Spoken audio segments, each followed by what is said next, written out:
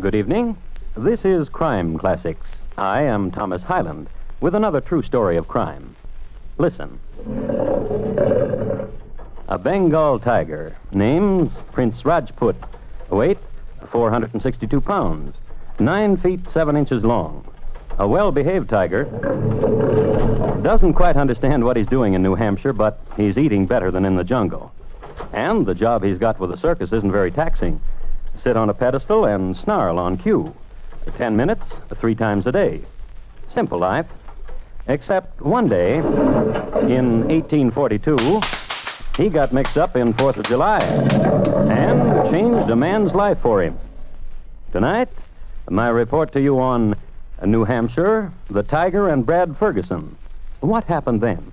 Crime Classics, a series of true crime stories taken from the records and newspapers of every land, from every time.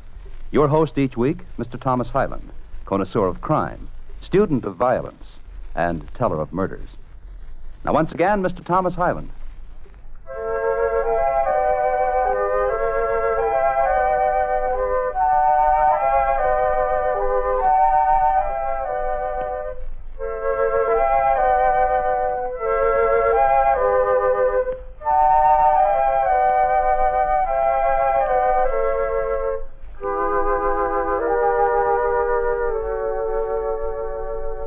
Summer lay gently against New Hampshire in 1842, and the purple lilac stippled the fertile meadows. Down from the White Mountains, the rivers ran swift and cool into glacier lakes, and the pine and maples grew tall. The slow and droning season of honeybee and sawbite into lumber and syrup dripping into pails, and time drifting into rosy twilight, and end to work, and evenings. And where the 7 o'clock time touched the edge of Dover was a white frame house. In it, Bradbury Ferguson and his wife Mary, and they were performing a ritual of affection. And when we're done with the dishes, Mary, we'll walk into the evening away. I'd like to. Mary, Yes? it's a sweet life you've given me. No more sweet than mine. There is another thing we should speak of. The child The summer next, Mary. Well, then we can afford it. will be the happiest summer of all then, sweet husband. Well, then you won't say a word against this, Mary. A small drink. Whiskey, Brad, now? But A toast to our child. A toast to next summer. Drink you, Mary. no, I want none of it. Nor should you, husband, for an occasion so flimsy. But I'll drink to our child.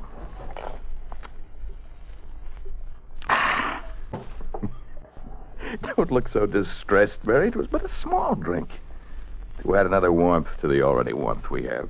I don't like to see it. Your father... My father. My father, indeed. He was a drunkard, Mary. Would you say I was a drunkard? Have you seen me drunk? Ever? Except when we wed that day. The Christmas last, Brad. And the New Year day that followed. Holidays. Occasion needed the drinking to it. All right, Brad. All right. Nor mention my father to me as if I compare to him. All right. For he said that Satan was a woman, Mary. Drunk, he said it the few days he was sober. Satan was a woman, he would say. And you're a woman, Mary, and an angel. So my father was muddled, and my father was a drunkard. Put back the bottle, Brad. I've already poured a drink for you, Mary. Drink you. No. Huh? I'll not waste it.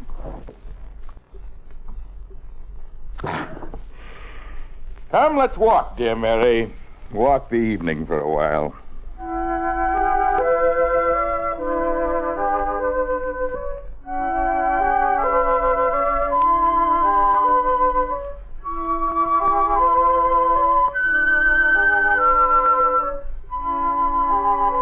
And they walked, and the night was full of sounds and silences and love. And they said I shouldn't marry you.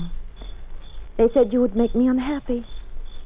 Oh, was there ever such happiness for a girl as you've shown me? No less the happiness you have given me. A month full of June evening like this, and July came. And so did Lane's European Circus and Carnival Incorporated.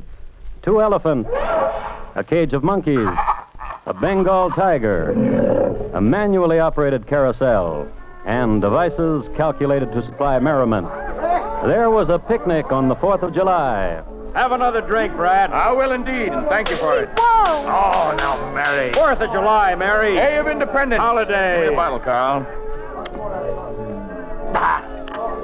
Just a little one, Mary. Wasn't it? Wasn't it, Mary? Brad? Yes. Let's go home. Oh, it's young, Mary. The night's young. A ride on the carousel's what we need. Mostly you, Mary, and being headed. Brad, please don't drink anymore. Tell you something, Carl. I'll tell you what she's afraid of. Last New Year's Day, I got a little tipsy, and I hit her. Now you know. It was an accident, Brad. Now, please. Wasn't any accident, dear. Dear Mary. Ah, dear Mary, darling, I hit you. Something come over me, and I hit you. She was unconscious for an hour, Carl. Please take me home. And I'm going home by myself. And I'm going home by myself. And I'm going home by myself. Brad. Go, go! Very well. Mary? Dear Mary. Dear Mary, darling. Thank you for that bottle, brother-in-law, man. Yeah.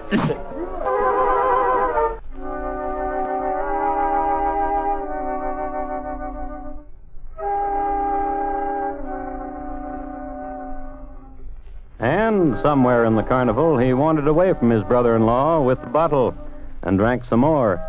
Drank until whatever truths he had never known became crystal clear, and only the shapes and the sounds outside of himself began to distort. And voices had a peculiar quality. Oh, where did you come from? My name is Nona. I've been with you for the last hour. That's good. That's very good. My name is Nona. Buy me that. Oh, yes. Buy me that. Oh, yes. And that, and that, and that. And that. I'm fond of you. Oh, you're a dear. Now watch. And now. Is there any more? What?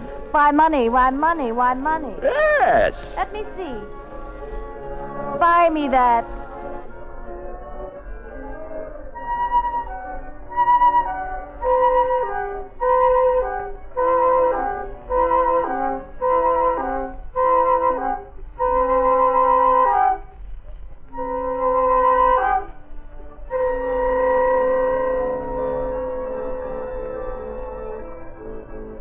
Is there more money? Yes.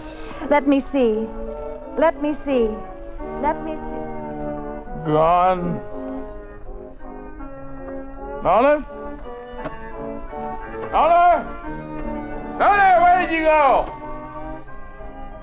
I'll find you.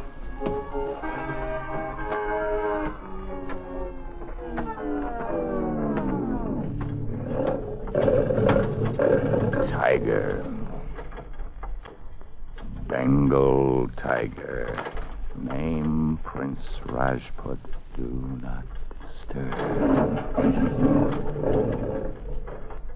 Tiger. I'm not afraid of you, Tiger. Prince Tiger. Show you. Not afraid of you!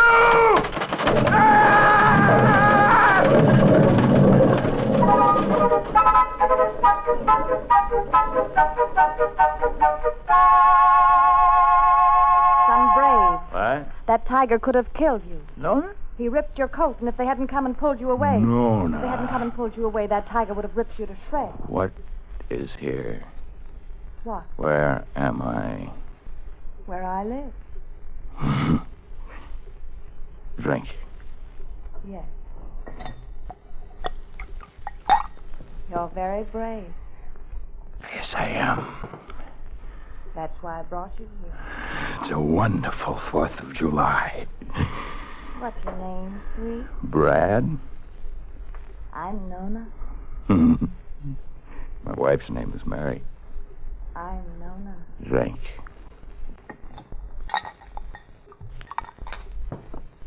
Do you remember What? who I am? Oh, I know. I knew all along. I'm Nona. Satan. What? Woman. You. Satan. Crazy drunk. My father always said it, and now I know it's the truth. Satan is a woman. You.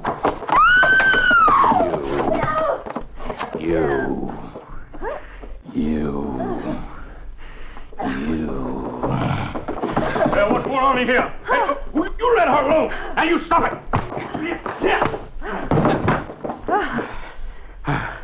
I heard you scream, girl, from my room. What about him? Well, I hit him. He's unconscious. What do you want me to do with him? Drunk. Crazy drunk. Get him out. Well, he tried to kill you. Get him out. Get him out!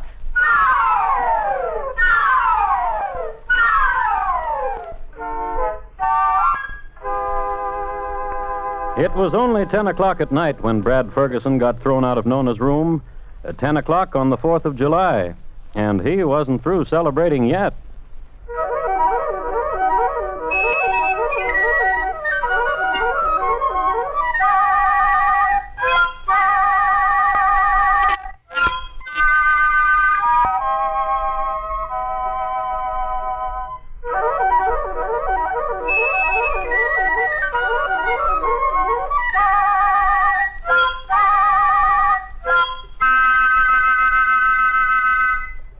This is Myron J. Bennett with a little-known item of American military history.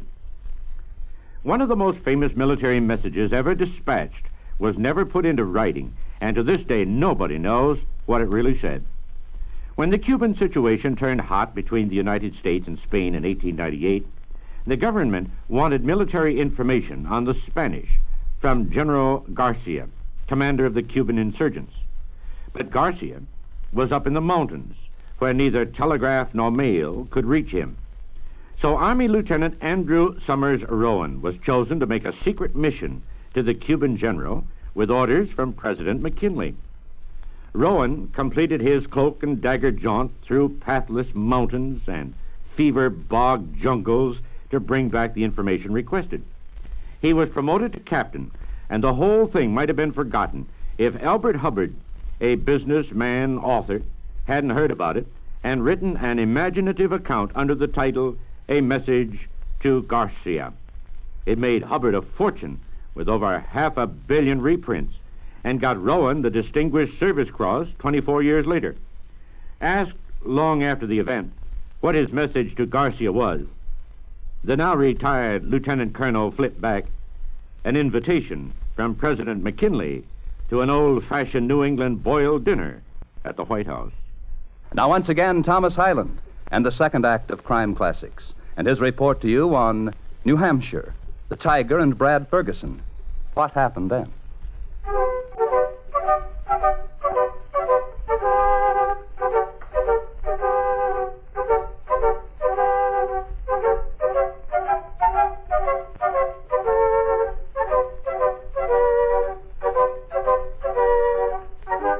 New Hampshire was the first of the original 13 states to establish a government independent of Great Britain.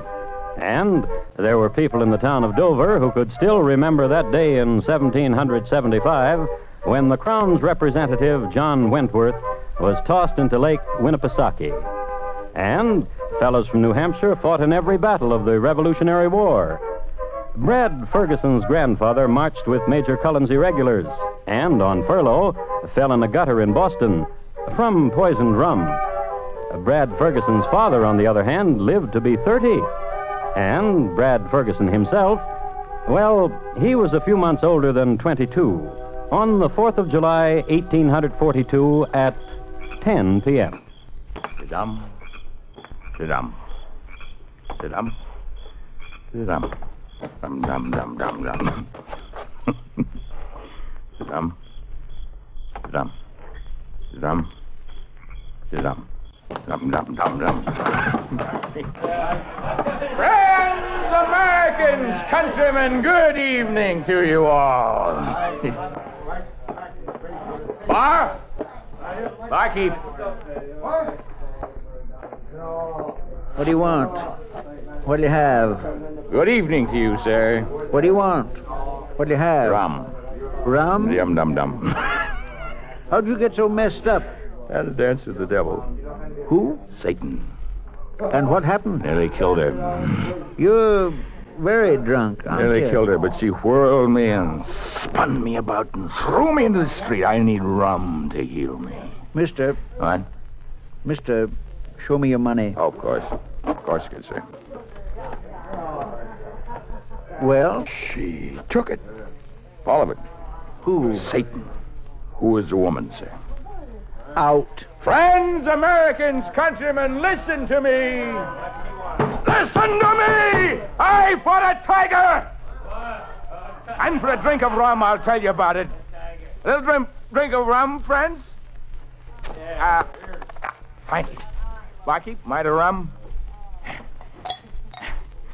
Thank you.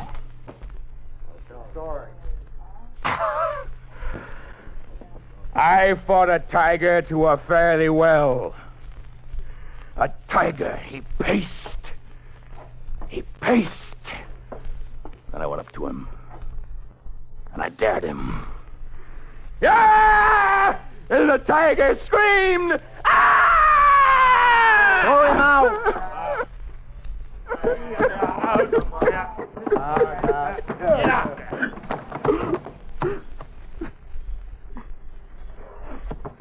Dum. Dum. Dum. Dum.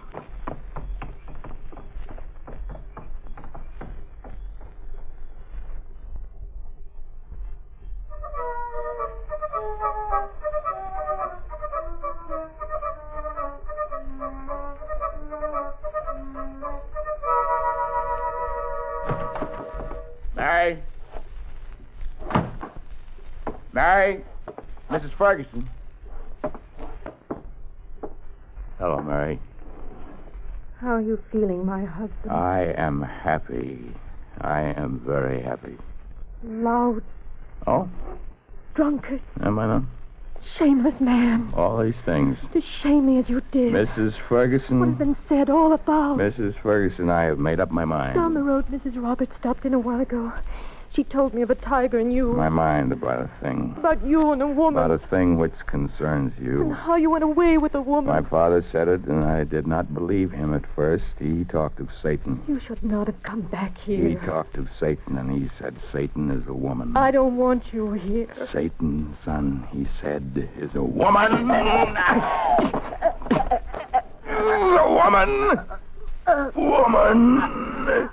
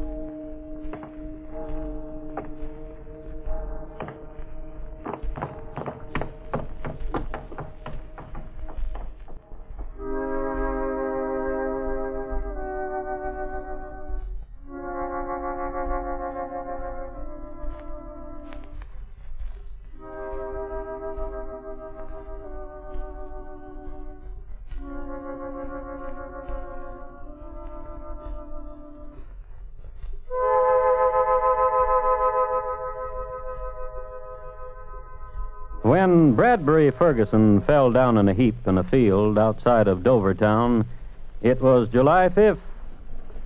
And past him, and not noticing him, Lane's European Circus and Carnival Incorporated, on its way to Vermont, its animals asleep, which included a tiger. False dawn and the death of laughter, and later, morning and the drone of Dovertown in the summer, sawmill and shop and morning voices of neighbors, She wasn't to market this morning. of Mrs. Ferguson. And Friday's the best day for marketing, and she knows it well. I wonder why she wasn't to market this morning. Let's see why.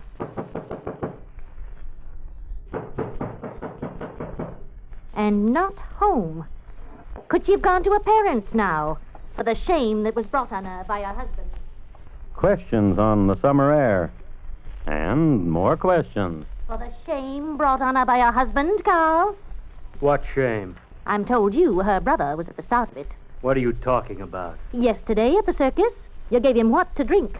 You, his brother-in-law. And what concern She is was it? not at Marketing this morning. And did she return to her parents' house, I'm asking? No. Then where is she? Mrs. Busybody. Say that if you want. But I'm a neighborly woman. Neighbor to another who has a drunkard for a husband. Husband whose father and father's father were drunkards. And her not home and... Not home. Not home.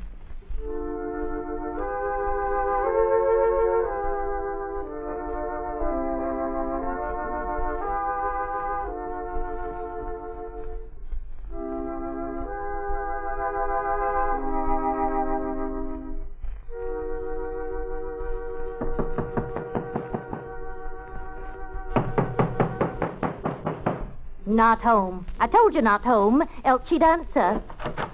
Is the reason I came to you, her brother, to come here and see if...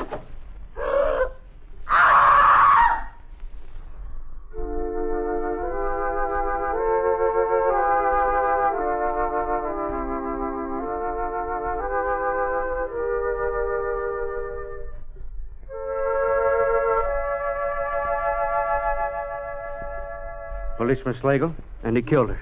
And why do you say that? He was drunk. And how do you know that? I gave him whiskey. But why do you name him killer? Oh, he's a mean man and an ornery one when he's drunk. Yet you gave him whiskey. Holiday. Where is he? I do not know. But you were with him? He left. There was a woman. I saw her with him. What woman? Nona? Oh? You know Nona. Yes. You know where she lives. Yes.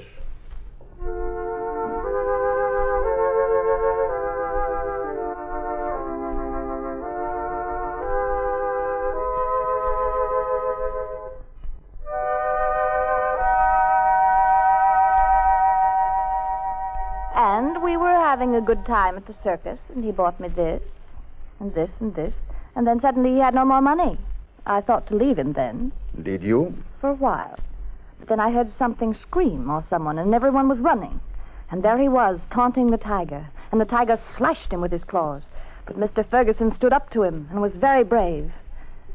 And I brought him home with me. Of course. Tell me what happened here. Look at my throat. Bruised. He tried to strangle me. He said I was Satan. He said I was the devil. And he grabbed me and put his hands about my throat, and he tried to kill me. And I hit him and knocked him unconscious and threw him into the gutter.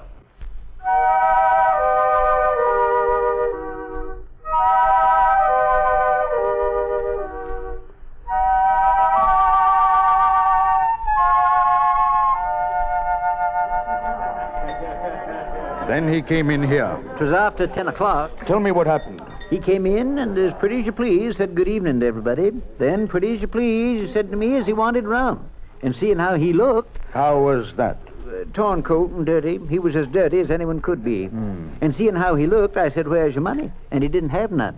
Then did he tell us all that he had fighted with a tiger. Stood up to a tiger, he said, and someone bought him a drink, and he started to roar, and I throwed him out, pretty as you please.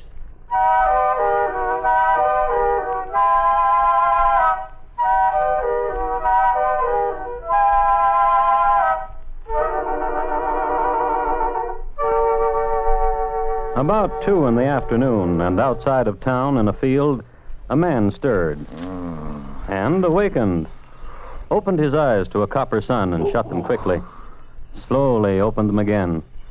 Slowly, so that the bright colors of New Hampshire afternoon would unblur, would define themselves, become tree and grass and purple lilac. And got up, walked across the field to the brook. And the water was sweet, and the water was cold. Then Brad Ferguson walked down into Dover town. Good morning, missus. Why, What's the matter? why, Mr. Ferguson. Can I walk with you, Mr. Ferguson? Of course. There's someone looking for you, Mr. Ferguson. Who? Mr. Slagle. Mr. Slagle, the policeman, Mr. Ferguson. Why? For what you did last night. Where are you going, Mr. Ferguson? See Mr. Slagle. Find out what Mr. You don't remember what you did last I night? was drunk. You know what you did? I was drunk. Mr. Slagle will tell you what you did. About a tiger. And what else? Mr. Slagle will tell you. Right in here, Mr. Slagle will tell you.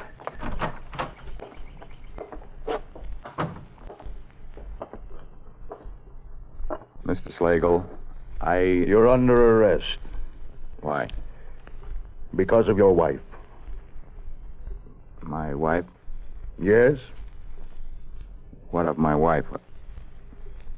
What of marriage? You make a complaint that I... She's in the back. Do you want to see her? In there? Do you want to see her? Yes.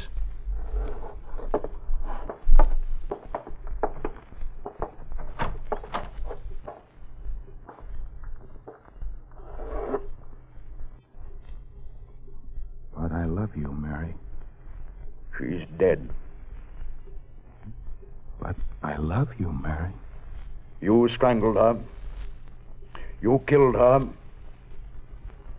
But I love you, Mary. Murderer.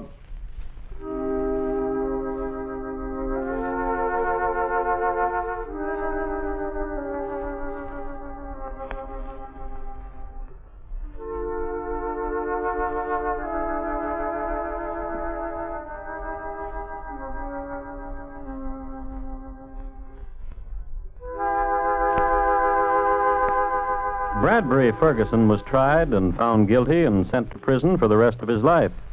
He was happy in jail. The friends who visited noticed a kind of serenity about him. Forever he heard his wife's voice, and most of the time she was singing.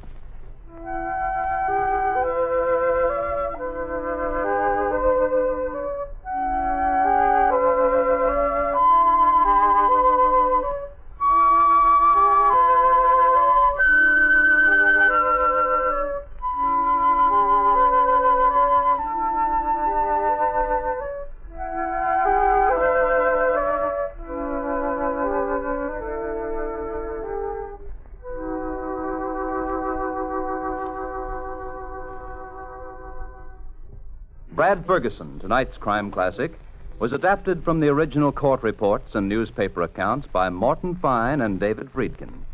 The music was composed and conducted by Bernard Herrmann, and the program is produced and directed by Elliott Lewis. Thomas Hyland is portrayed on radio by Lou Merrill. In tonight's story, Lamont Johnson was heard as Brad. Featured in the cast were Mary Jane Croft, Gene Bates, Paula Winslow, Jack Crucian, Parley Bear, and John Daner. Bob Lamont speaking.